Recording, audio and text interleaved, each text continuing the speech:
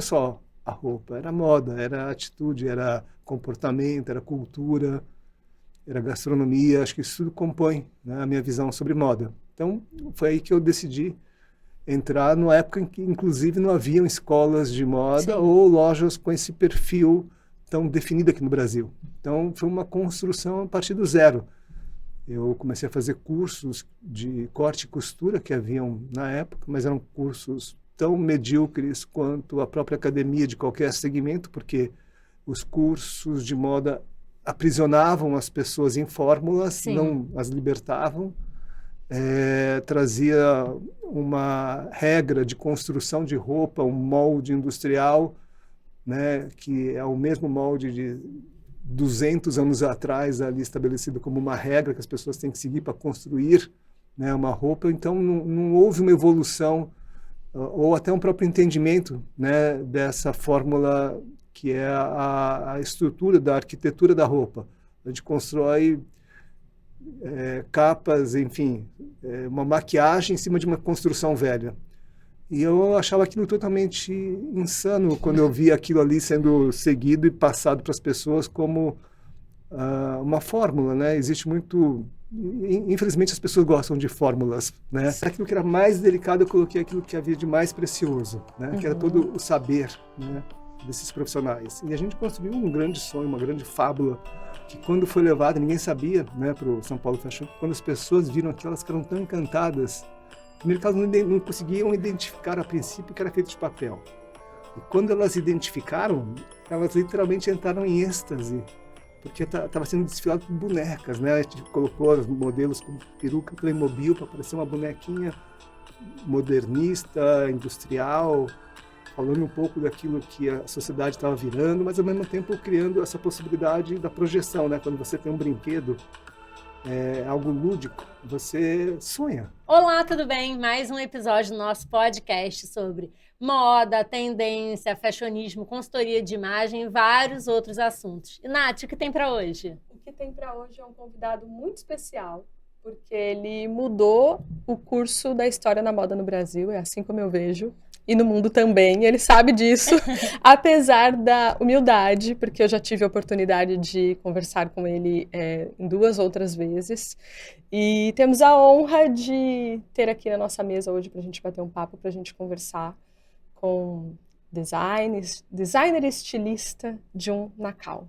Jun, muito obrigada pela tua presença, pela tua participação.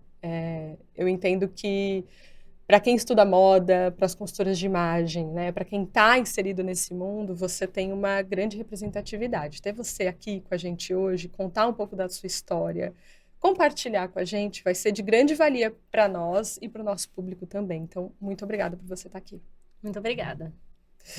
Eu que agradeço a oportunidade de falar com vocês e com os seus ouvintes, espectadores, enfim. E aí, você quer começar? Quer que eu comece? Pode ser. Eu queria saber como você chegou na moda, Jun. Como você se tornou estilista? Como é que foi essa, como eu vou dizer assim, essa construção de carreira e de profissão? Como você chegou na moda? Bom, a minha jornada não foi de cara através da moda, né? Eu, quando pequeno, eu queria mudar o mundo. Né? E mudar o mundo implicava em você conectar pessoas, aproximar grupos sociais, enfim. Era uma tentativa numa época muito diferente de hoje, onde você tem recursos tecnológicos, sim, de internet, redes sociais, né? Todas as ferramentas, plataformas, numa época em que isso era totalmente, no máximo havia televisão, né? E só os canais de broadcasting, assim. Então você não tinha como ter informação, como saber o que estava acontecendo do outro lado do mundo. E a minha ideia foi sempre juntar pessoas que pensavam igual, eu poder trocar ideias com outros grupos, outros guetos, né, de artistas. E para isso eu busquei a minha primeira formação em tecnologia, porque eu sabia que se você conseguia transmitir através de telefone 0 e 1, você Sim. poderia transmitir dados, né? Para outras pessoas e Exato. chegar a mais gente. E vários tipos de dados. Então, era uma ideia muito incipiente numa época lá, isso é nos anos 70, 80. E foi aí que eu me decepcionei muito com a academia, porque a academia no Brasil, as escolas, a educação, ela é voltada para formatação e não formação, Sim. né? Você entra numa faculdade ou em qualquer escola, tudo aquilo que poderia mudar o mundo é podado. Uhum. Você entra, principalmente num país como o nosso, para fazer parte de uma grande massa de mão de obra, de consumo, enfim, uma peça dentro de um grande sistema. E as minhas perguntas não encontraram respostas, né? Porque eram perguntas totalmente que ninguém fazia. Todo mundo queria a fórmula, queria o diploma, queria um canudo para ter emprego, para ser mais uma Sim. pecinha da grande engrenagem. Então, a aula que deveria terminar 10 da noite, por minha conta, acabava quase que meia-noite, porque o professor ficava explicando e a turma toda querendo ir embora, porque ninguém queria saber. E isso, depois de alguns meses, eu sentindo um pouco a minha integridade física sendo ameaçada pelos companheiros de sala, eu acabei... Até porque os professores, muitas vezes, eles não tinham resposta, não queriam responder, ou simplesmente eles não sabiam também. Então, aquilo foi criando um clima... Falei, quer saber de uma coisa? Eu vou terminar, nem vou buscar o diploma, nem fui pegar meu diploma. Uhum. E quando terminar, eu busco uma outra forma de conectar, aproximar as pessoas. E foi aí que eu percebi que a moda já cumpria esse papel. A moda, ela identifica grupos. Sim, Né? bastante. Através da forma como as pessoas se vestem, você já de cara sabe a que tribo que ela pertence, que tipo de vida que ela tem, que lugares que ela frequenta, que música que ela ouve. Né? Assim como na profissão de vocês conseguem detectar isso e afinar, para que haja uma coerência, né? Que muitas vezes não existe também, porque hoje em dia as pessoas perderam um pouco dos fundamentos, né, do que antecede a construção de imagem. Né? Sim. Sim. Essa questão toda de ter uma ideologia, de ter valores, se dissolveu muito, onde tudo que importa não são os valores, mas o quanto reverbera, o quanto tem de likes, né, determinada atitude, enfim, você se torna muito mais um catalisador, né, do que é externo do que é interno. Então, eu, quando percebi que a moda cumpria esse papel, que ela me ajudava a identificar que aquela pessoa ouve música, um punk industrial, aquela outra pessoa Clássica. ouve um clássico, enfim, a outra ouve MPB, a outra ouve um reggae, a outra ouve um pós-punk. Então você começava a identificar, mesmo na curta vertente de rock, você já identificava todas as tribos e gostos musicais. E a capa, a imagem de perfil já era como a pessoa se vestia. Como a pessoa se vestia traduzia, já tinha uma camiseta da banda que ele ouvia, né? Sim. Então você já Sim, tinha, até quando você saía, a aproximação com as pessoas era, pô, você curte tal banda, né? Você tem o vinil deles, enfim, as trocas eram em função dos códigos que as pessoas mostravam para o mundo. Hoje a gente mostra através do nosso perfil, da nossa página de abertura, Sim. enfim. Mas naquela moda isso não havia. Então eu falei, nossa, moda é esse canal, né, que sintetiza e propicia você identificar grupos e aproximar as pessoas em eventos, né, em centros culturais, em lugares onde elas se encontram. E lá havia a moda que era esse conjunto, né, que se formava Sim. pela identidade que era comum. A identidade de moda era comum. E onde as pessoas não se engessavam, diferentemente do que acontecia dentro da parte acadêmica. Exatamente, era muito diversa a forma como as pessoas se vestiam. Hoje a gente tem uma padronização, né, estética, de padrão de sobrancelha, de tipo de cabelo. Naquela época, não. A gente fez um dos nossos episódios, foi até sobre isso, onde muitas vezes a imagem deixou de ter o conceito de imagem e passou a ter o conceito somente de aparência, porque isso tudo que você falou, que a pessoa escuta, como ela se comporta, o grupo que ela está inserido, o que ela come, etc., tudo isso faz parte da imagem dela, dos valores dela, comportamento, comunicação, etc. Não só da aparência. E atualmente acabou que muita gente só vê imagem como aparência, e é muito mais do que isso, porque ia acontecer essa padronização. E a ideia, então, foi essa, que eu não precisava da alta tecnologia, eu precisava de uma coisa muito mais analógica, palpável, que era a roupa, para construir, para ter futuramente, né? Quando eu comecei, nossa, um dia eu vou ter um espaço cultural, onde eu vou trazer as bandas que eu gosto, vai tocar o som que eu acho legal, eu vou chamar para uma experiência gastronômica alguém que vai fazer um tipo de comida que vai levar as pessoas para um outro patamar de sensibilidade. Imaginei artistas, collabs, enfim, e roupas e produtos para alimentar um pouco essa experiência, sabe? Não era só a roupa, era moda, era atitude, era comportamento, era cultura, era gastronomia. Acho que isso tudo compõe, né, a minha visão sobre moda. Então, foi aí que eu decidi entrar numa época em que, inclusive, não haviam escolas de moda ou lojas com esse perfil tão definido aqui no Brasil. Então, foi uma construção a partir do zero. Eu comecei a fazer cursos de corte e costura que haviam na época, mas eram cursos tão medíocres quanto a própria academia de qualquer segmento, porque os cursos de moda aprisionavam as pessoas em fórmulas, não as libertavam. Trazia uma regra de construção de roupa, um molde industrial, né, que é o mesmo molde de 200 anos atrás, ali estabelecido como uma regra que as pessoas têm que seguir para construir, né, uma roupa. Então, não houve uma evolução ou até um próprio entendimento, né, dessa fórmula que é a estrutura da arquitetura da roupa. A gente constrói capas, enfim, uma maquiagem em cima de uma construção velha. E eu achava aquilo totalmente insano quando eu via aquilo ali sendo seguido e passado para as pessoas como uma fórmula, né? Existe muito... Infelizmente, as pessoas gostam de fórmulas, né? Sim. As pessoas gostam de uma solução Pensar mágica. pouco, né? Pensar pouco. E eu perguntei para as professoras do curso qual que era a origem da modelagem, né? A mesma pergunta que eu fazia no curso de eletrônica.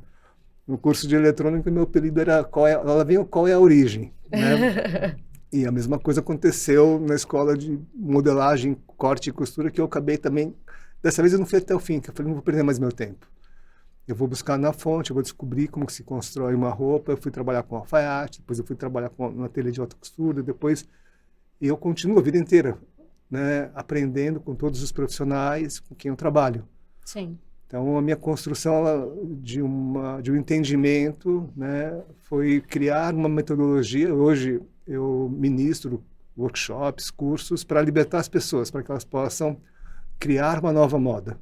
Porque enquanto você simplesmente achar que você vai mudar um botão, vai mudar uma estampa, você está fazendo... Replicando padrões, você não vai conseguir. Se você seguir sempre os mesmos caminhos, você vai chegar sempre nos mesmos lugares. Né? Essa parte que você falou de qual é a origem...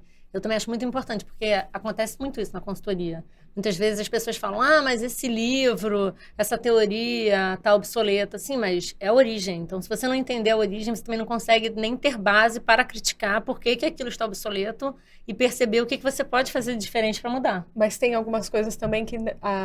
é isso, né? O ditado diz que o mundo é de quem sabe fazer as perguntas certas. Exato. E qual é a origem disso? Por que eu estou fazendo isso? E o que a gente vê muito na consultoria... E o que está acontecendo hoje, assim, são muitas regras que as pessoas não sabem exatamente de onde surgiram. Não pode usar regata. Não pode usar sapato que tem o bico assim. Por quê? Quem disse? Onde está escrito? Qual é a origem disso? Qual é a origem disso? E as pessoas só passam a replicar, sem saber exatamente o porquê, ou sem querer desconstruir, simplesmente porque alguém disse que não podia. E as pessoas não pensam mais, só estão replicando aquilo que elas ouvem os outros falarem. E aí tem um ponto importante, John, eu também venho da área de tecnologia, e eu, durante 15 anos da minha vida, trabalhei com TI. E eu fiz uma transição de carreira para consultoria de imagem, para trabalhar com imagem e comunicação, e eu vejo o quanto foi importante eu ter aprendido, entender um pouco sobre fluxo, sobre processo, ou mesmo uma forma analítica de eu ser, me ajudou a mapear algumas coisas para o meu modelo de trabalho.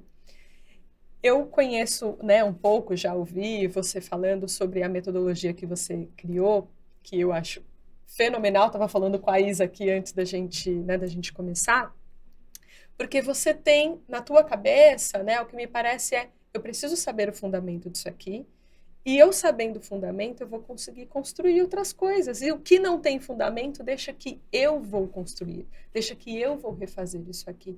E eu entendo que a metodologia que você criou é sobre isso. Eu entendi o meu modo de pensar e vou criar a partir dele, e inclusive consigo ensinar as outras pessoas a fazerem dessa forma aqui também, porque na tua cabeça está muito bem construído. Você acha que, de alguma forma, o teu trabalho, né, na tecnologia, ou ter iniciado teus estudos na área de tecnologia, te ajudou a criar depois? Não ajudou nada. Nada? Nada, só atrapalha. Sério? O que... Eu acho que o grande problema do mundo é a educação. A educação acaba com o mundo, sabe? As pessoas colocam os filhos, largam para que alguém crie, né? Uma pessoa que não vai fazer a menor diferença, um ser impensante. Uma pessoa que vai se juntar a um outro bando de selvagens, enfim. Eu acho que o grande problema é uma falta de tradição a ser repassada, de vivências. Eu acho que o ensino deveria ser repensado, porque as próprias universidades, elas que tinham por obrigação repensar a sociedade, o mundo, não fazem mais isso. Virou tudo um grande mercado de diplomas e curral de pessoas para que elas tenham um diploma no final, uma formação, enfim. Então, na minha visão, não foi a escola que me fez entender isso, muito pelo contrário. Foi ser rebelde, né? Foi você entender que quando você tem uma intenção, um propósito, um plano, você vai encontrar os caminhos. Talvez a instituição, a academia, ela vá te indicar apenas que não existe uma rota, não existe nada que possa ser feito, na maior parte das vezes, e você se torna uma pessoa tão reducionista quanto a própria academia. Você acaba se enquadrando e literalmente você vai perdendo as asas, você vai perdendo um pouco do seu brilho, dos seus sonhos ao longo desse massacre, né, que a sociedade nos impõe em termos de você ter a tua plenitude como um ser sensível. Eu acho que a sensibilidade vai definir 99% das tuas escolhas. Deveria. Né? Mas as pessoas estão cada vez menos sensíveis e cada vez mais, talvez, tecnocratas nas suas decisões. Muitas escolhas são feitas a partir da repercussão que uma contratação, enfim, uma seleção, uma curadoria pode trazer, se eu trazer aquela pessoa que tem tantos seguidores ao invés dessa que tem menos. Exato. Só que, com isso, o mundo está sendo alimentado com mais do mesmo em excesso. Né? E isso é um parâmetro, é um parâmetro técnico. Tá, aquela pessoa é bacana porque ela é famosa, mas que conteúdo que aquela pessoa tem? Né? Que coisa legal que ela... Que feito você fez, né? O que você descobriu, o que você trouxe de diferente para o mundo. O que me importa não é o teu diploma, o teu título, a tua carteirada. O que me importa é quem você é, do que você é capaz. Né? O que você constrói de sonhos, o que você materializa, o que é que você muda no mundo, né? Que diferença você faz, qual o sentido da tua existência. Sair desse mundo te fez criar muito mais, né? E literalmente eu estou sempre saindo dos mundos porque são mundos onde de fora eu consigo enxergar o todo. E quando você mergulha, você literalmente consegue ter profundidade, né, nas tuas decisões, nas tuas intervenções. Eu fiquei com uma dúvida. Você falou no início que o seu propósito era conectar pessoas. Exato. Ele mudou ou continua o mesmo? Continua o mesmo, mas eu quero conectar a essência das pessoas e não conectar como as pessoas estão se conectando agora. Sim. Né? E conectar a essência das pessoas é você fazer com que elas Primeiro reverberem, conheçam a ecoam, essência né? delas, né? Sim, sim. Eu acho que isso falta muito, a própria pessoa conhecer a essência dela. E é bacana quando você encontra pares, você Sim, encontra um sentido que talvez isoladamente você se sentisse fora, vamos dizer, da curva, mas quando você conecta pessoas e elas entendem, né, a voz dela, os sentimentos, aquilo se potencializa. E é interessante você permitir, né, que as pessoas se descubram. E muitas vezes é necessário um contraponto, uma pessoa, uma outra alma daquele mesmo universo sim, para fazer com que ela se veja, sabe? E não se encare mais tão creepy, tão, né, fora do padrão. sim. E entenda, pô, que bacana, né? Eu acho que essas possibilidades é o que sempre me estimularam, né, como criador, como propiciador de experiências para as pessoas, porque a ideia é sempre conectar as pessoas com o que elas não sabem, né, do que elas são capazes, Sim. enfim, de se encantar, de se Buscar o melhor apaixonar. potencial de cada uma delas. E eu fiquei com uma outra dúvida. Você falou bastante sobre música. Desde que a gente começou a conversar, você falou bastante sobre música, tipos de música, etc. Você é uma pessoa muito musical, João? Eu sou uma pessoa, eu acho que mais do que apenas uma sensibilidade, assim, eu penso muito em muitas coisas. Penso em cheiro, né? Como eu falei, eu tenho uma sensibilidade muito grande nas vias nasais, então eu sinto muito cheiro. E quando Muito você sabor. cria, você bota música? Você bota algum cheiro? Você... Literalmente eu vivo imerso, né, em todo o fedor ou perfume do universo que eu estou criando, assim como no ambiente sonoro.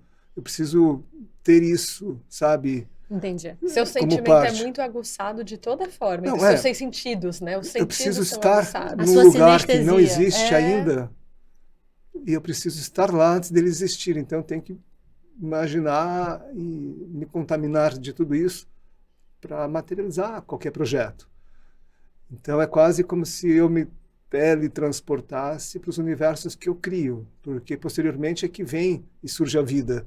Né? Como que eu vou criar vida num lugar, sei lá, que tem uma característica X, Y, Z, com materiais que não fazem parte daquele bioma? Não, já tem coerência.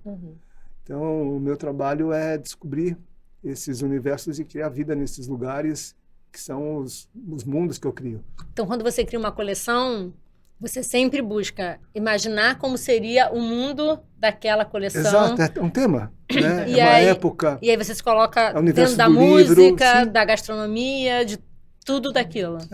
É um universo que está dentro de um livro, é um universo que está num sonho, é um universo que as pessoas precisam se conectar. Pode ser algo muito real também, pode ser alguma comunidade, algum lugar que as pessoas ainda não conhecem, Sim. mas que tem um sentimento muitas vezes discriminatório ou equivocado, então a gente precisa mostrar o que é a real. E para isso a gente precisa ser desbravador, ser pioneiro, né? Ir para esses lugares, se conectar, para depois você criar um discurso, criar uma voz que tenha autenticidade, que seja genuína, porque senão fica aquela coisa meio fake. Sim. Isso não funciona. Concordo. É incoerente, inconsistente, não convence, não tem relevância nem para o lugar e nem para as pessoas.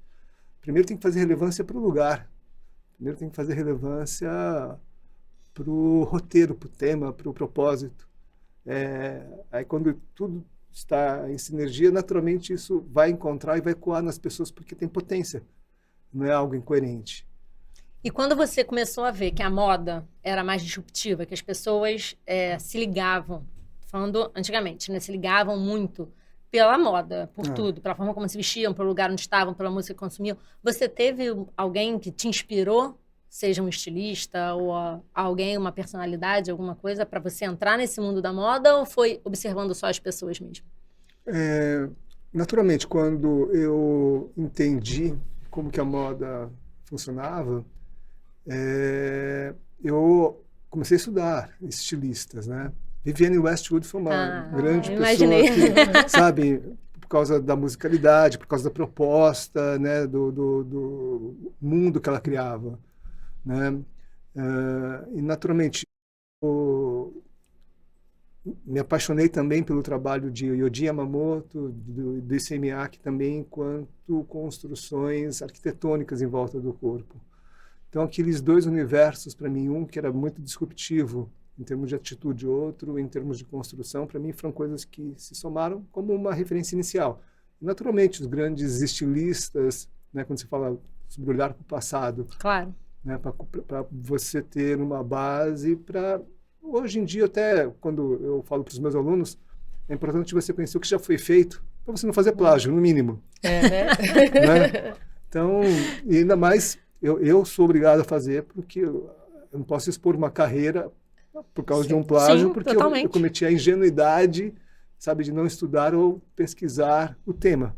Então, tudo que eu faço literalmente um esgotamento de possibilidades e depois que eu inicio um trabalho de construção de possibilidades novas, né? Ou de novas articulações a partir do passado. Essa pessoa foi para cá, mas eu poderia ter ido por esse caminho e descoberto um outro universo que ela não chegou. Então, tudo serve de degrau. Tudo aquilo que já foi feito é um patamar que você, se você ignora, você vai começar raso. Você vai começar abaixo do que já foi feito, né? Aí não vale a pena. Tem gente que acha que abre a boca, né, melhor ficar quieto, para não falar absolutamente nada, né, relevante, ou falar algo que já foi dito e achar que está falando alguma coisa. Então, acho que as pessoas não têm mais tempo, principalmente hoje em dia, e o universo hoje permite esse acesso, essa forma democrática, Sim, né, das totalmente. pessoas entenderem sobre o assunto e avaliarem, né, com bons critérios e serem críticos de qualquer trabalho. Então, para isso, a gente precisa ter no mínimo, né, um pouco de iniciativa para pesquisar, né, sobre o que você quer falar antes de abrir a boca. Sim. Gente, isso é muito importante porque quando as pessoas não têm, a grande maioria, né, das pessoas não tem muito entendimento sobre qual é o trabalho de um estilista. As pessoas veem roupa como uma peça de pano que precisa vestir alguém, né, que precisa cobrir um corpo. E quando você fala sobre o teu processo de pesquisa antes de criar algo, é que a gente tem a noção isso aqui dá muito trabalho, isso aqui leva tempo. Não é só, ai meu Deus, a inspiração saiu do nada, na minha cabeça caiu aqui, vou desenhar e pronto, vou entregar esse vestido. Não é. Tem toda uma pesquisa ali, toda uma história relacionada ao material, ao contexto, ao lugar, ao momento histórico que as pessoas estão vivendo, ao que já foi feito para eu não copiar. Gente, isso aqui é demais, por tanto de cópia que a gente, né, vê Sim. ultimamente, porque não é criação. A gente vê muito pouco criação, sobretudo por conta das fast fashion e tudo mais. Eu queria que você contasse um pouco pra gente da sua metodologia de usar a fita crepe. De Sim. como que ela surgiu? Bom, primeiro, quando você vê uma modelagem industrial, Uhum. é literalmente uma figura geométrica traçada sobre um papel com curvas, retas. Todo mundo já deve ter visto um molde na vida. Quem não viu, dá uma procurada, é fácil de achar. Aquelas revistas antigamente. Aí quando você olha para aquilo ali, você não entende absolutamente como que aquilo é capaz de vestir um corpo. Sim. Você fala, nossa, mas por que uma calça tem um gancho, tem uma curva? Onde que isso aqui vai entrar, esse biquinho, essa ponta? Né, um braço, para mim, deveria ter cara de um braço, e não uma cara de uma modelagem que é um tubo com uma montanha em cima, um morro, enfim. Aquilo tudo não fazia sentido desde o início para mim, porque eu não tinha entendido a lógica. Uhum. Aí quando você descobre a lógica, você vai entendendo, e num projeto que eu, dos meus aprendizados junto com a Alfaiate, eu percebi que cada pessoa que entrava, vamos chamar, aqueles pontos, aquelas curvas, como se fosse como é que chama aquelas coisas que as pessoas faziam antigamente, dos signos? Mapa astral? Mapa astral? Mudava totalmente. As constelações se reconfiguravam, as linhas mudavam para cada pessoa que entrava. Então, aquela fórmula que é dada como, isso aqui vai vestir bem, né? Eu tenho um bom molde. Não, você tem um bom molde para aquela pessoa que nasceu naquele dia, naquele mapa astral. Para cada pessoa nova que entrava, esse alfaiate ele redesenhava toda a constelação, né, dos pontos que eram os pontos daquela pessoa e fazia um molde. Ele já tinha uma boa visão. Eu fiquei maravilhado com aquilo, que eu entendi que aquilo não era estático, né? O molde ele tinha variações de inclinação, de angulação, de alturas, de comprimentos, larguras, em todos os sentidos aquilo mudava. E depois eu continuei trabalhando com ele mais um pouco. Em alfaiataria você trabalha com tecidos um pouco mais estruturados, né? Aí eu fui trabalhar com alta costura, que são tecidos totalmente mais lânguidos e moles. Aí você descobre uma outra lógica, porque você começa a usar não mais apenas o céu, mas a água, né? Você começa a usar movimentos elásticos, né? Que os tecidos de alta costura, a gente trabalha muito com viés, a gente trabalha com comportamento que não é aquele comportamento cartesiano que é um jogo da velha. A gente começa a trabalhar com uma estrutura que vira a diagonal, que é esse movimento do vazio, né? Aí aquilo para mim também foi uma grande descoberta, que eu poderia juntar uma coisa com a outra. Eu poderia melhorar a vestibilidade da alfaiataria usando técnicas de alta costura. Aí já foi uma grande revolução na minha vida. Depois eu comecei a buscar entendimento de como construir esculturas, né? Eu fui fazer joalheria, porque eu queria desenvolver pulseiras, colares, golas, que depois eu já pudesse unir com um pano, né? Seria roupas, joias. Então, isso tudo já estava me ajudando muito, e quando eu comecei a trabalhar com a indústria, eu trabalhei quase 30 anos na indústria, para grandes marcas, tanto do Brasil quanto de fora, que eu, para desenvolver uma modelagem que resolvesse uma situação muito complexa, onde todas as técnicas que eu já havia aprendido não chegavam, foi que eu decidi literalmente arrancar a pele da pessoa, né? Porque a pele é a nossa primeira roupa, grudada em nós. E isso foi genial porque, obviamente, eu não pude arrancar a pele, mas eu criei uma pele sintética, artificial, que foi uma pele de fita crepe. E quando eu tirei, eu tinha o gessinho, eu tinha a forma daquele corpo. E eu comecei a quebrar aquele corpo em partes, cortei em tecido, e quando eu voltei, vestia como uma luva. Porque aquele... E aí eu entendi. Eu tive quase que um flashback assim, de todos os anos. E eu cortei da forma mais clássica e eu cheguei na modelagem industrial, que é uma modelagem que é os 10 mandamentos de como se modela. Aí eu falei, nossa, eu entendi de onde que vieram os 10 mandamentos. Você agora, se respondeu. Agora eu vou fazer os 1000 mandamentos. Né? Porque aqueles 10 mandamentos estão aprisionando as pessoas. Elas acham que é aquilo, né, que é a resposta para todos os vestimentos do mundo. Não é. Então eu descobri um projeto assim que eu já toco ele há mais de 20 anos, né, com essa técnica, para descobrir corpos onde a gente faz um 3D analógico, porque literalmente eu estou fazendo uma casca, um wireframe das pessoas, criando uma pele. Depois eu abro essa pele, estudo os ângulos necessários para vestir bem aquele corpo, começo a colocar numa pele flacidez, flacidez que vai virar drapeado. Eu começo a criar larguras. Elasticidade, né? Larguras que não vai tornar a pessoa mais gorda, mas vai criar fluidez, vai criar movimento. Então, a partir disso eu descobri que eu poderia alterar essa pele para virar roupa. Ou seja, as pessoas vestiriam uma segunda pele, só que mais comprida, mais alongada, mais bufante, né? E é uma pele que se encaixa no corpo com perfeição. Por quê? Porque ela partiu da primeira pele. Que é a pele da pessoa. É literalmente como se eu estivesse colocando sobre esse microfone uma capinha que se encaixa perfeitamente, e tudo que tem em volta, que cria volume, se estrutura nessa capinha inicial, se apoia, né, com perfeição, em todas as curvas, encaixa com extrema precisão. Né? Até um exemplo que eu dou, quando a gente pensa na modelagem industrial, é como se você comprasse uma armadura que tem, vamos pensar no braço, que é mais fácil de mostrar aqui, tem um comprimento daqui até aqui, aqui tem que ter uma articulação para o cotovelo, aqui tem uma articulação para o braço. Punho, sim. Se eu compro uma modelagem industrial padrão, se a modelagem industrial padrão foi feita para uma pessoa maior do que eu, meu cotovelo vai estar aqui. Quando eu for dobrar meu braço, a armadura não vai conseguir dobrar porque o cano vem daqui até aqui, não vem na minha articulação. Eu não vou conseguir mexer a mão porque o cano está prendendo a minha mão. Sim. Teria que parar aqui. Então, quando você descobre todo esse processo, você percebe o quanto o ser humano, né, a pessoa que vai ser vestida foi colocada no segundo plano, favorável não a quem vai usar, mas a quem vai fazer.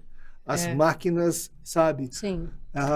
Um fast fashion totalmente desenfreado e irresponsável que não vai se preocupar nem um pouco Com a pessoa. com a pessoa em te entregar uma roupa que te vista dignamente, não vai te entregar uma calça, sabe? Que não encaixa no teu corpo, que o comprimento está errado, e com todos os procedimentos, porque tudo bem, a gente faz a modelagem, que é o princípio de todo o processo. Mas depois tem a segunda etapa, que é a confecção, o corte, a costura. Tem as costuras certas, tem o tipo de linha adequado, tem uma série de minúcias que é como cozinhar. Não adianta ter a receita. Né? Se a Cada receita, um tem o seu tempero. Né? Se a receita resolvesse tudo, todo mundo ia ser estrela Michelin. Por quê? As melhores receitas estão nos livros. As melhores receitas estão lá.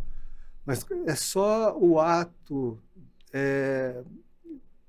maker, De né? preparar a receita preparar mesmo. e errar 200 vezes que vai fazer com que você faça bem feito um dia. Né? E a gente não valoriza mais isso. A gente não valoriza mais quem se arriscou, sabe, em provar algo que ninguém sabia se dava para comer, ou quem está descobrindo e errando todos os dias para te entregar algo novo, surpreendente, porque a gente, né, vai muito mais pela... eu recebi hoje um negocinho tal, que legal, vou nesse lugar. Sim. Né? E você vai muito pela informação visual, você vai muito por algo, e você vai ver aquilo ali, não vai ser uma experiência tão bacana. Quando você tiver experiências realmente que valem a pena, o filtro passa a ser outro. Né? Acho que na vida, relacionamento, emprego, enfim, qualquer vivência, ela se lapida, né? Quando você vive. Tem muita gente que não vive. Tem muita gente que vai morrer, vai seguir todas as regras, vai se encantar, entre aspas, né? Vai se enganar com um monte de coisa e não vai viver nunca a vida inteira. Sim. Eu fiquei com uma curiosidade. Você teve essa parte da alfaiataria, ou seja, você trabalhou durante algum tempo com alfaiate. Você nunca teve vontade de criar uma moda para o público masculino? Eu já criei.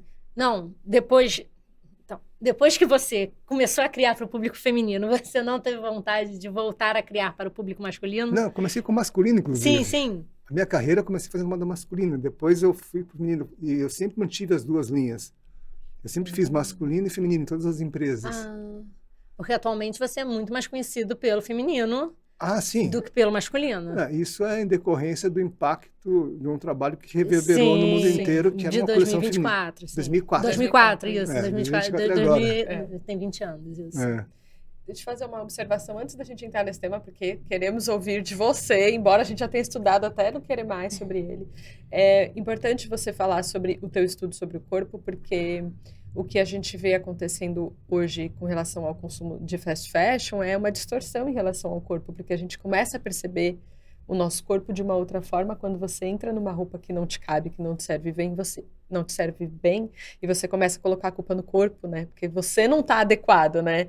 Porque aí, não, mas o meu braço é curto. Não, mas é a roupa que não tá com o tamanho adequado para você. Ou então você fala, putz, mas a minha cintura é muito baixa ou é muito alta, ou essa calça é muito comprida, eu deveria ser mais alta. Não, esse é o teu corpo. Esse é o teu corpo. E você começa a perceber isso de uma forma muito mais sensível quando você olha para o corpo da pessoa e você vai desenvolver aquilo para ela. Às vezes a cliente fala assim para mim, vou pagar R$400 numa calça jeans numa fast fashion. Ela tem que cair perfeita no meu corpo. Eu entendo por conta do valor, mas ela não vai, porque ela não foi feita para o teu corpo. Ela foi feita para atingir uma massa que tem algo mais ou menos parecido com isso. E quando você faz um trabalho com uma costureira, com um alfaiate, com um estilista, é diferente, porque aquilo foi pensado para você. né? E essa questão do a gente colocar a culpa no nosso corpo, porque aquela roupa que foi desenhada para massa não está me servindo bem, causa uma distorção de imagem muito grande na gente. Sobretudo nas mulheres. A gente atende muito público feminino e vê muito isso, né? Você percebe isso? Eu acho que, enfim, o problema não é o teu corpo. Não é. É tudo que você tem. Né? Eu acho que você está maltratando ele. Quando você não... Primeiro,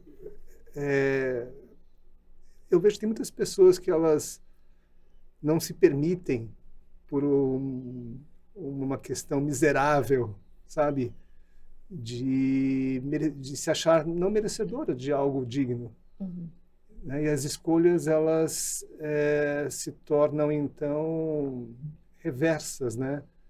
Ela passa a permitir, né, que tudo que ela tem, que é a única coisa que ela tem, né, que é a existência, o corpo, enfim, comece a ser desmerecido, sabe? Autoestima. E eu acho que esse é o pior caminho. Uhum. Né? É o pior caminho porque você está sendo miserável com você mesmo. Sim. Em todos os sentidos, né? Miserável de ruim, miserável de generosidade. E a única forma que você tem, eu acho que de se vestir bem, é se amando, se achando digna. É aí que a beleza surge. Sim. Né? A beleza não vai surgir de fora para dentro. Se você é uma pessoa que tem problemas, né? Primeiro vai resolver seus problemas, depois vem falar comigo. Uhum. Né? Não tem jeito. Né? Eu não vou dar um jeito nos teus problemas que você tem com você. Eu posso, quando você estiver bem com você, eu posso te ajudar, sabe? Mas você tem que estar bem com você. Agora, se você não está bem com você, está ocupando o mundo, né? Já está tudo errado. É difícil. Está pondo culpa no teu corpo, sabe? Eu acho que tem pessoas que fazem muito com nada. E tem pessoas que são ingratas, que têm tudo, né? E reclamam. Reclamam. Então, esse é um grande mal da sociedade, né? Elas serem más com elas próprias. Uhum. Se você é má com você mesma, não pode te ajudar, porque você não quer ser boa com você. É uma coisa assim meio, no fundo, sei lá. Mas é verdade. Sim. Não, é verdade. Jun, eu iniciei a nossa conversa, né, falando sobre o seu desfile, né, que é histórico. E eu queria que você contasse um pouco pra gente de como surgiu a ideia, em que momento da sua vida surgiu a ideia de fazer o desfile, que, enfim, a construção do invisível. Como que surgiu essa ideia? Bom, e conta um pouco dessa história para quem não conhece. Bom, enfim, quem quiser conhecer um pouco desse trabalho, desse desfile, tem somente o desfile disponível. Depois eu te mando os links.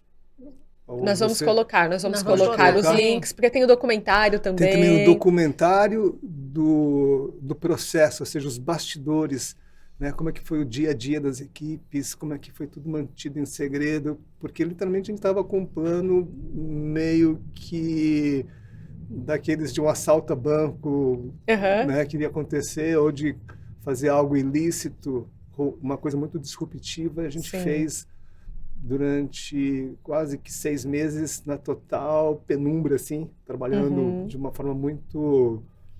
É legal porque parece uma série, assim, de investigativa, né? Não, mas é de estratégia, né? Sim, de você construir algo, uma revolução. Então a gente manteve esse processo todo, mas a gente conta no documentário como é que foi fazer isso. Sim. Eu assisti tem um documentário. Chama-se A Costura do Invisível. A Costura do Invisível. Mas tem uma outra matéria que também. Tem a Costura do Invisível, tem só o desfile, para quem quer ser objetivo, só quer ver o desfile. E tem um que a gente fez ano retrasado, quando o desfile comemorou 18 anos.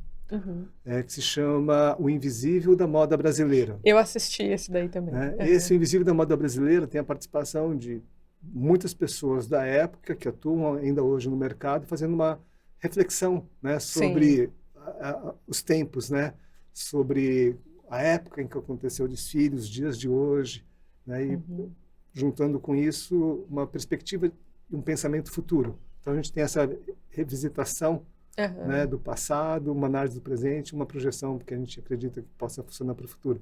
Então, é um outro documentário também que a gente realizou. Mas, basicamente, em 2004, tudo aquilo que eu acreditava, tudo aquilo que eu aprendi, tudo aquilo que o Brasil tinha de parque industrial, mão de obra, artesãos, costureiras, ateliês, tudo que era um saber começava a ser descartado, a ser dissolvido, desmantelado, porque começava a era do fast fashion. Era o momento em que chegavam produtos, grandes redes, grandes marcas invadindo o Brasil e o governo permitindo que tudo isso acontecesse, quebrando cidades, colocando todo mundo já no início, né, de um grande desemprego maciço do setor. Cidades inteiras desapareceram, parques têxteis sumiram, grandes empresas, né, que nós tínhamos fecharam as portas. E quando eu fui pressionado pelos meus próprios clientes a baixar preço, a competir com produtos chineses, eu decidi fazer o desfile de papel. Porque era... Toda vez que o Jun fala sobre esse tema, caem lágrimas. Mas é porque é emocionante mesmo. É emocionante. Quem assistir, a gente vai colocar aqui os links e o corte Sim. do desfile, vai entender por quê. Bom, enfim, tudo aquilo que a gente lapidou ao longo dos anos, tudo aquilo que eu via de possibilidades, eu sentia que estava literalmente se desfazendo, era um derretimento assim, né, de sonhos, e tudo virava preço. Né? Não tinha mais sonho, não tinha mais valor não numérico a ser percebido. Tudo passava a ser definido por números. Quanto custa, sabe? Tudo era monetário. Tudo se tornou números. Preços. Né? E tudo aquilo que eu imaginava, como eu expliquei para vocês, o que eu acreditava, eu via que era um sonho impossível naquele momento. Né? Eu tentei sobreviver durante um período, mas eu vi que aquilo era uma luta insana e eu decidi, então, fazer algo para despertar as pessoas, para acordar elas para as potencialidades, né, do que o ser humano é capaz, né, do que a moda pode trazer de sonhos, do que os artesãos, os grandes, vamos chamar, profissionais podem fazer na sua máxima potência, só que em algo insignificante. Então, por isso que eu escolhi o papel, que o papel, né, o papel, ao mesmo tempo que é nada, o papel é tudo, né? O papel é onde você deposita os seus primeiros sonhos, você traça planos. Com o papel você muda o planeta, você muda o mundo, porque você cria uma nova lei, uma nova constituição, enfim. O papel... Os grandes documentos começaram em papel. O papel são planos para um futuro. Sim.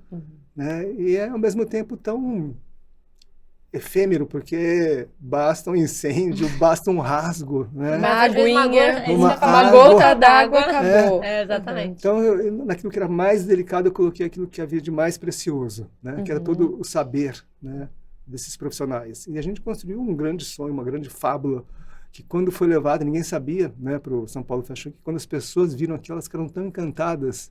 Primeiro que elas não conseguiam identificar a princípio que era feito de papel.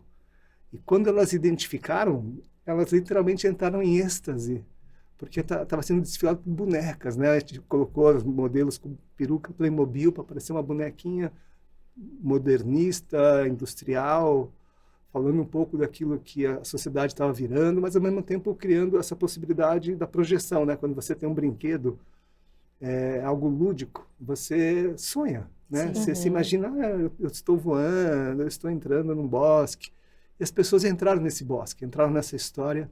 Naquele dia, a gente levou a passarela do São Paulo Fashion Week a 10 mil metros de altura. Todo mundo foi para as nuvens com o que estava acontecendo. E no final do desfile, as modelos rasgaram as roupas.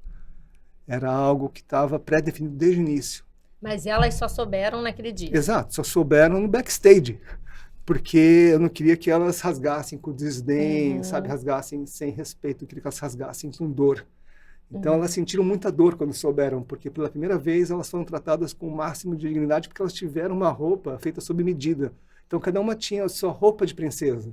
Elas terem que se desfazer, né, dessa roupa que elas viram ser construídas para elas. Para elas, né? Então, foi a hora que elas realmente se emocionaram. Isso ajudou muito, essa preparação de artista de ator que a gente usou, né, de não revelar para ela, revelar em cena, ela ainda subir no palco, estar em cena chocada em ter que rasgar, para elas rasgarem com respeito, né, ao mesmo tempo com dor. Isso contagiou, foi algo que reverberou no mundo inteiro, né, e foi bem interessante, porque quando todo mundo caiu de 10 mil metros de altura, eles vieram catando os pedaços de papel que estavam caindo com eles.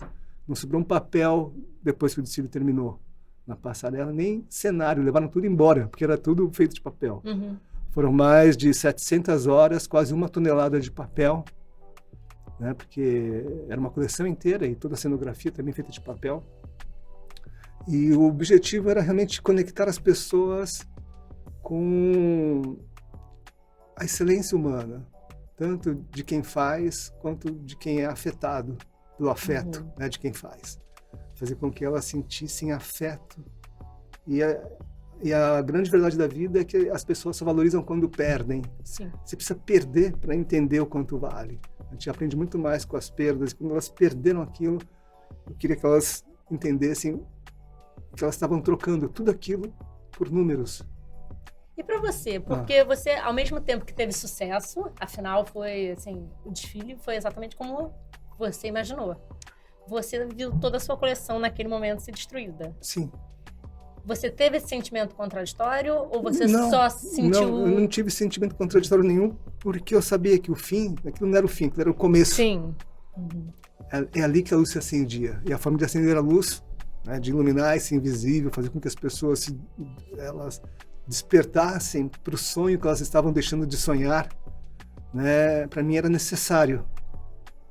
Eu sacrifiquei não para destruir, eu sacrifiquei... Não, mas né, você falou, foram mais de 1 tonelada de papel, 700 horas de trabalho mas quando você tem um propósito, aquilo que eu falei desde o início, né, quando você tem uma narrativa, você sabe claramente o que significa cada palavra. Você busca no final. Então, a palavra, vamos chamar rasgo, que foi o que eu falei no último momento, não foi o que me emocionou. Fazia parte eu falar rasgo. O que me emocionou foi a reação das pessoas. Foi o despertar delas. Das modelos, enfim, do público inteiro. Porque o público ficou chocado, impactado, e todo mundo, o que está acontecendo aqui? Por que vocês estão rasgando? Sim. Para! Mas desde o início ele falou que o que você busca nas pessoas é Mas tirar o melhor da essência delas. Por isso que, na minha percepção, eu vi outras pessoas falando sobre isso, mas a primeira vez que eu vi, falei, isso não é um desfile, é um manifesto, né? Sim, um manifesto, sim, E depois isso se confirma com o invisível da moda brasileira. Entendi. Gente, imagina, as modelos todas vestidas com roupa de papel, e que inclusive para desenvolver já deve dar um trabalho gigantesco, porque é muito delicado, então você não pode errar. Você não tem margem ali, né? O que você está fazendo, de repente, um errinho, ele impacta o desenho, compromete o desenho inteiro. Você precisa começar de novo. Então, é um trabalho grande para ser feito. E, de repente, ele... em quantos segundos levaram para 7 rasgar segundos. tudo? 7 segundos. 7 segundos, pronto, não tem mais. Como é efêmero, como passa rápido. Sim. Gente, isso aqui... E isso também te levou... Mas 7 segundos que marcaram o mundo. Marcaram o mundo, porque não foi só a história da moda brasileira, né? Foi o mundo inteiro, e a partir dali você também foi convidado para fazer exposições, desenvolver trabalhos em outros lugares, em outros países, e isso leva a moda brasileira para outro lugar também. Porque as pessoas veem a moda brasileira como só sendo a cópia, e não é. Aqui tem criação. Aqui tem criador, aqui tem gente que pensa, e aí você abre esse espaço para outros estilistas também. Então você criou história, você fez história. Obrigado. Mas, na verdade, eu acho que a história toda fizemos juntos, né? A minha Sim, equipe, o equipe. público, o próprio São Paulo Fashion Week que a gente construiu e a própria situação toda levou era uma, vamos chamar, era quase que inevitável, né? O que era necessário é só alguém ter coragem ou ser doido o suficiente para Pra fazer, fazer. né? E eu topo tudo. É, Então, a história foi um pouco por aí, porque eu sou inimigo do fim, né? legal. E essa história de, vamos até o fim, vamos rasgar, vamos, né? A gente sempre topou fazer como tinha que ser feito. E você já teve vontade depois, aí passados 20 anos já, né? Você teve vontade de criar algum outro desfile ou fazer algum outro trabalho que tivesse tanto impacto quanto esse? Bom, desde o desfile eu tenho me dedicado a grandes projetos para grandes empresas, né? E principalmente na formação e capacitação de novos profissionais, né? Eu sou professor. Então, eu acho que esses trabalhos que eu realizo, eles têm um impacto gigantesco. Hoje, eu diria que em todas as empresas do Brasil tem um aluno meu, Nossa. né? Praticamente. E, felizmente, são os melhores. Tanto é Olha. que são eles que me contratam hoje em dia, né? Eles já são CEOs, são pessoas hoje que ocupam grandes cargos nessas empresas, ou são gerentes de área, e é através deles que, na verdade, a gente colhe o que a gente planta, né? Exato. Sim. Então, é uma Exato. sementezinha que foi plantada quando eles eram meus alunos, né? 20 anos já sendo professor. E isso, para mim, é um grande trabalho, né, de impacto, né? Que você me perguntou se eu já pensei em como de fato. transformar o mundo. Eu tenho transformado o mundo através das pessoas, que é a forma mais eficiente, né? Porque a gente tem uma estrutura que vem de cima para baixo, né? É muito complicado você mudar o que está lá em cima. É mais fácil mexer no que está embaixo, né? Que são as pessoas, para que elas criem uma consciência e uma necessidade do que vem de cima ser adequado a um público, a indivíduos, a uma sociedade melhor. Então, a gente tem que melhorar a sociedade para melhorar o que vem de cima, porque lá em cima não vai mudar nada. Lá em cima vai sempre empurrar a goela abaixo. Só que quando as pessoas começam a ter, né? Infelizmente, eu luto contra um tsunami de emburrecimento gigantesco, né? De anestesiamento, Anestesiamento, tecnológico, eu acho que é a principal né? palavra. Que as pessoas estão todas cracudas, zumbizentas, Walking Dead, né? Sem pensar. Então, a mínima condição que eu tenho de fazer, florescer alguma coisa para iluminar o restante, a gente tem feito ao longo dos anos.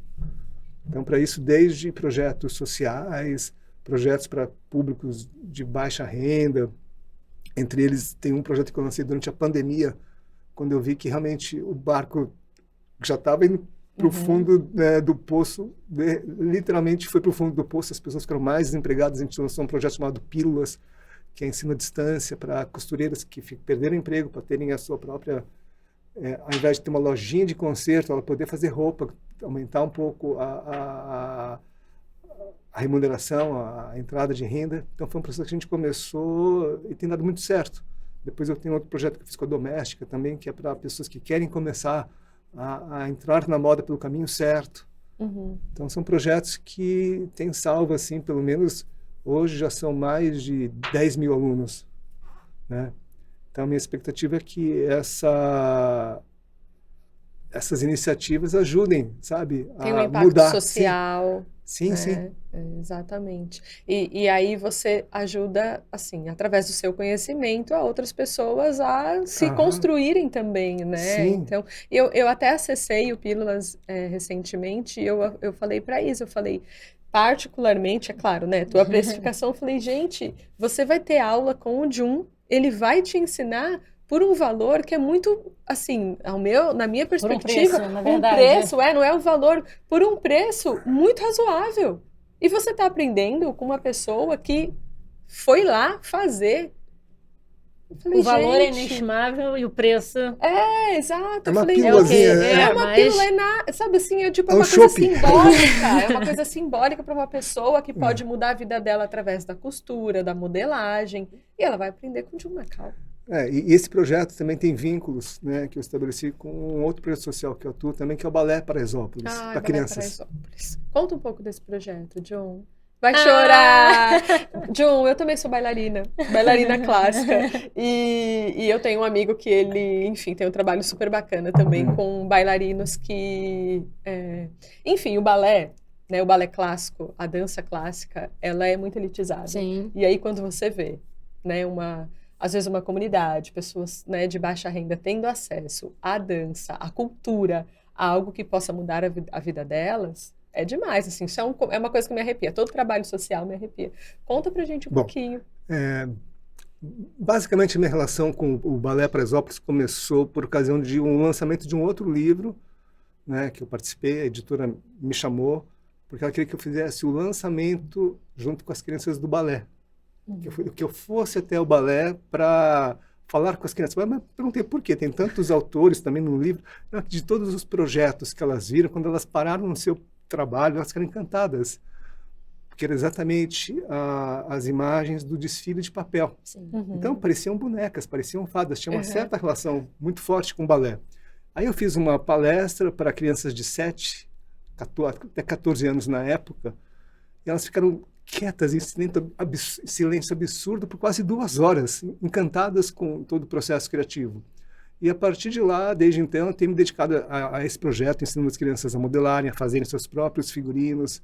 Tem uma oficina hoje lá, a gente ensinou a elas pensarem em espetáculo, pensar em construção, né, de linguagem, de expressar, né, um pouco de forma identitária quem elas são, a construir cenários, a pensar, né, junto com os coreógrafos, em toda essa composição e fazer com que elas sejam partes, né, e não apenas um corpo que dança, mas uma cabeça que pensa, né, porque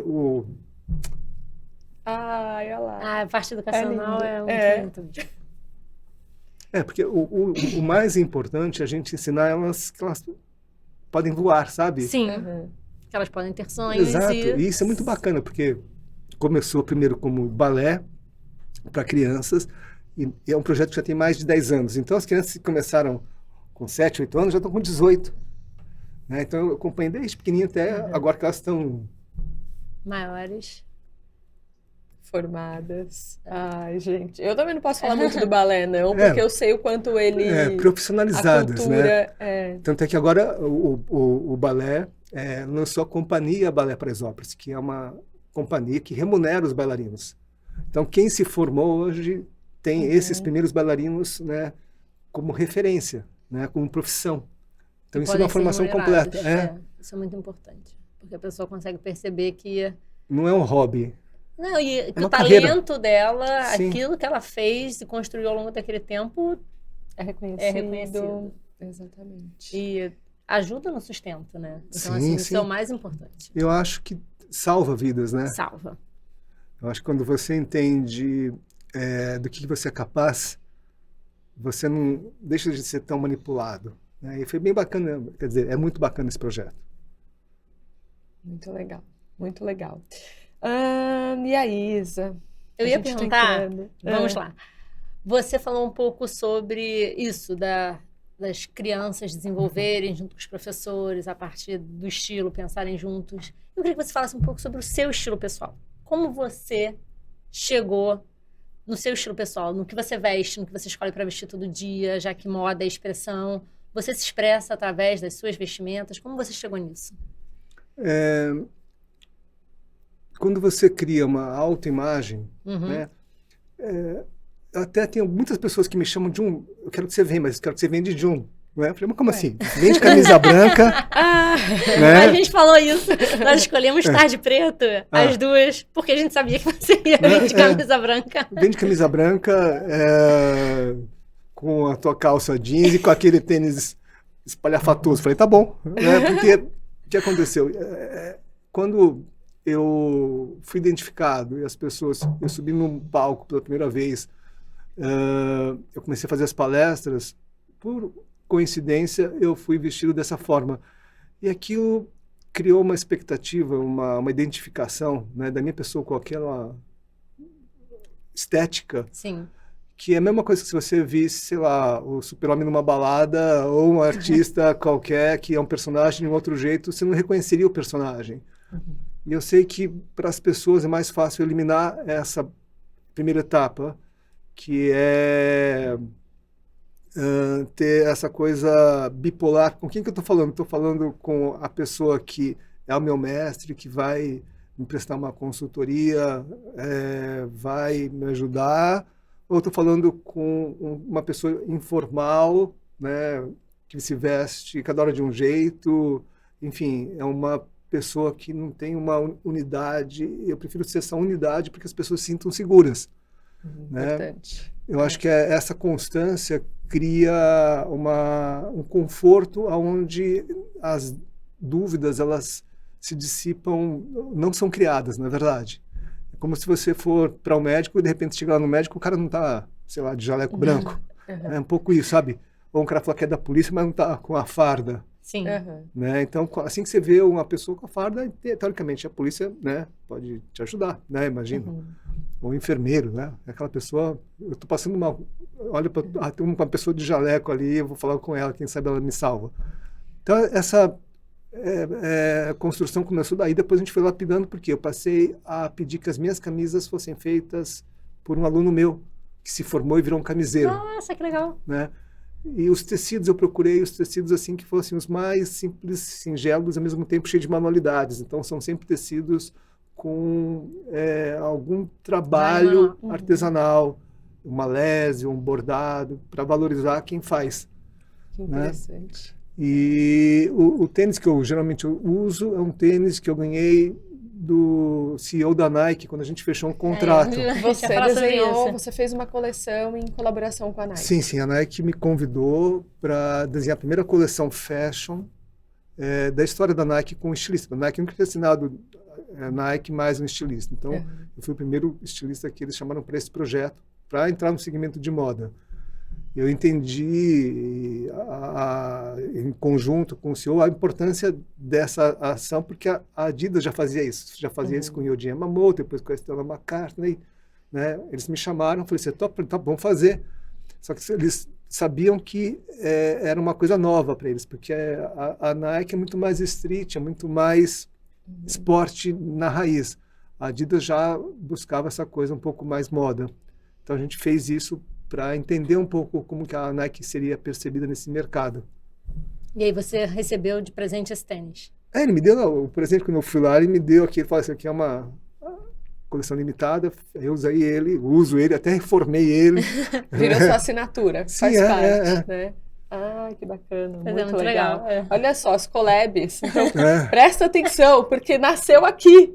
As collabs nasceram praticamente aqui nessa mesa. Quanta história bacana. Jun, como é que você vê hoje a moda? Para onde ela está indo? Tua percepção? Ou o que você espera da moda? Bom, não tem como dissociar a moda de todo o contexto em que as pessoas vivem. Se as pessoas vivem emburrecidas, anestesiadas, Walking Dead, né, eu acho que não existe moda. Existe uma roupa que é produzida para o consumo da massa, que se deixa influenciar por comunicação de massa. E as pessoas são totalmente manipuláveis, sempre foram. E mais do que nunca as pessoas estão confortáveis em serem manipuladas. Porque é mais fácil você aceitar do que pensar, do que refletir. Dói menos. Sim. Né? É óbvio que se você tiver personalidade, você quiser, sabe, lutar por algo, construir algo, vai ser muito mais doído, né? Mas não tem como. Né? A gente só vai aprender se a gente perder. As pessoas não querem mais perder. As pessoas não sabem perder, porque elas foram muito mimadas, né? Elas só querem ganhar. E a ideia que eu chego, né, como conclusão disso tudo é que a moda tende cada vez mais, assim como toda a cultura no mundo, são soft power, que é uma grande forma de manipular todo mundo. E é muito mais fácil, né, isso junta com toda a outra indústria, né, da educação, com todas as outras formas, que é muito mais fácil ter menos gente pensando em todos os sentidos. Sim. Então, para que eu vou educar, vou transformar, vou trazer cultura. Tanto é que a cultura, música, cinema, tudo está desaparecendo porque tudo é definido por o que vai me rentabilizar mais, né, na audiência, se eu utilizar como parte do meu filme.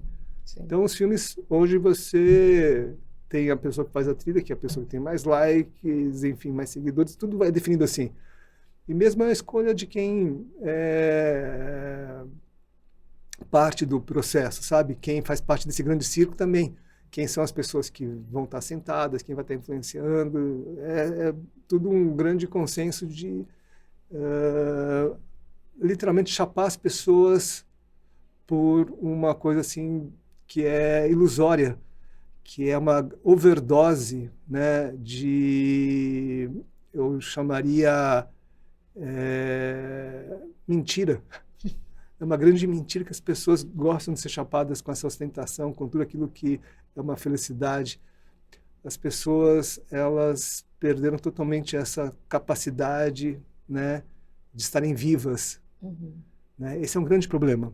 Então, quando você tem todo um cenário como esse, naturalmente o que você vai ter vai ser a pior comida, a pior roupa, o pior conteúdo, porque você quer continuar apagado, você quer continuar chapado, você quer continuar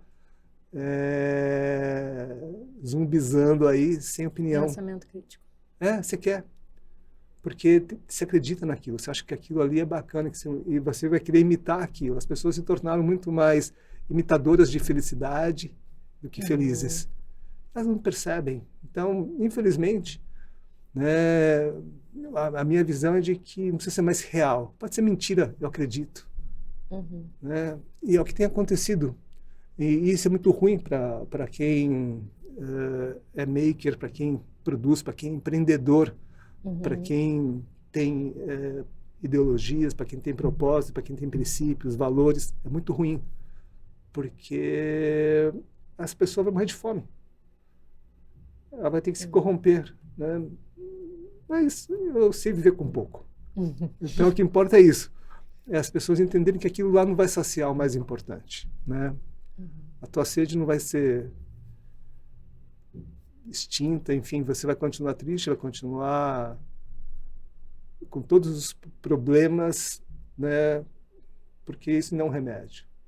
As pessoas estão dando placebo, você está acreditando. Então, a vida das pessoas... É uma vida que não é sua. Não é real, não é real. Eu entendo. Então, é um grande parâmetro para você pensar, então acabou, né? A única forma de recomeçar é você trazendo experiências para as pessoas. Você não pode pensar apenas em um produto.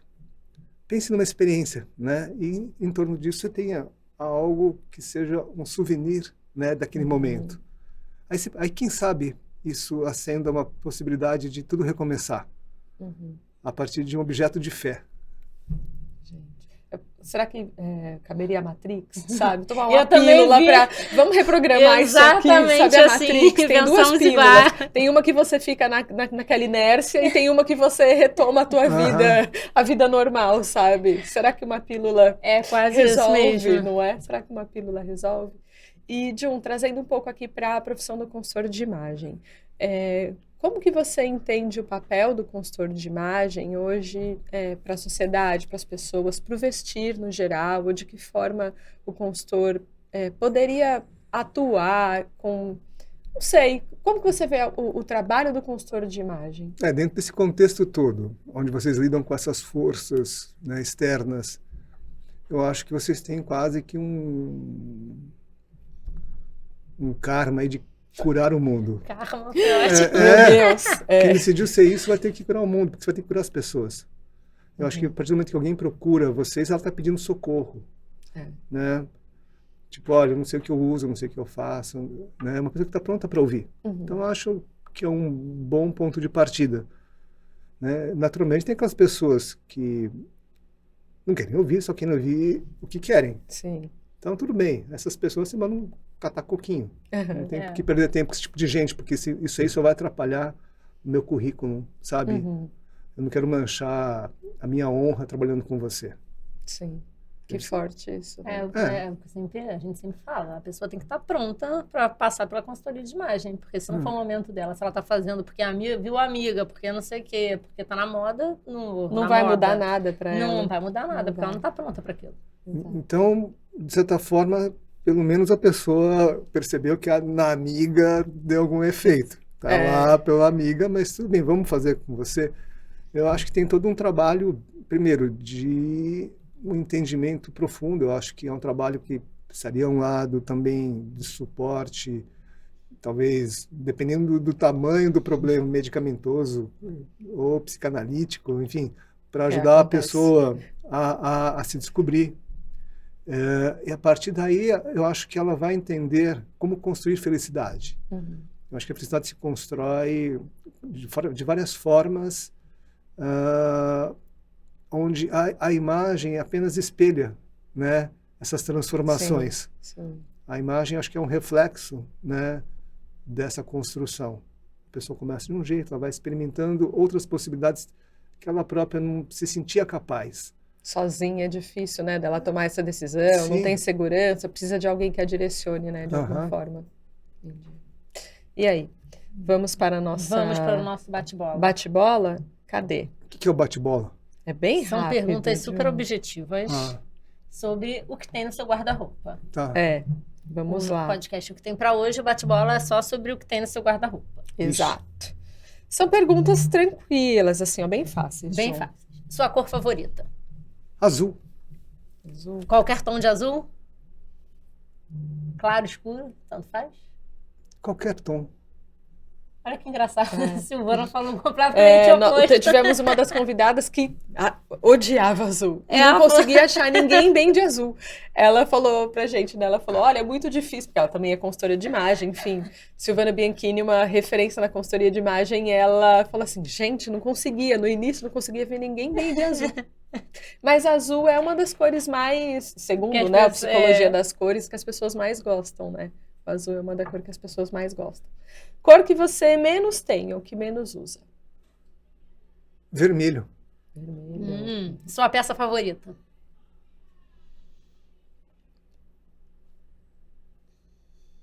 Uma camiseta. Camiseta básica? Branca? Qualquer cor. Tá. Você tem alguma peça aí que tenha sido mais cara no seu guarda-roupa, que você investiu? Sim. Qual é? Alfaiataria. Alfaiataria? E uma peça mais barata? Sim. Meia. Você usa acessório?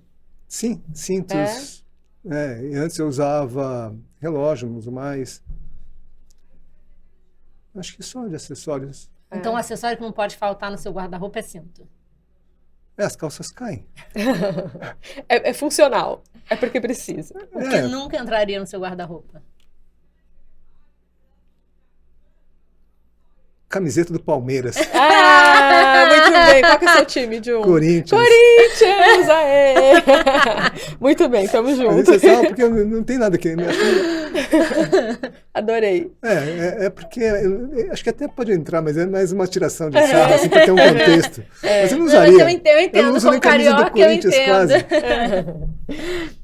Deixa eu ver. O seu principal sapato. É o seu tênis, que é a sua... Tênis. O tênis? Tênis, eu tenho vários sapatos de designers, mas o tênis é que eu gosto muito de caminhar, então o tênis me permite me deslocar para os lugares, eu não caminho à toa. Eu caminho sempre em sentido a algum lugar. Nossa. Se você pudesse resumir o seu guarda-roupa em uma palavra, qual seria? Extenso. Olha, acho que o meu também. Que palavra ou frase define a sua imagem? Pureza. Perfeito. Perfeito. Jun quer dizer pureza. É? Jun quer dizer pureza. Muito bem escolhido. Muito bem escolhido.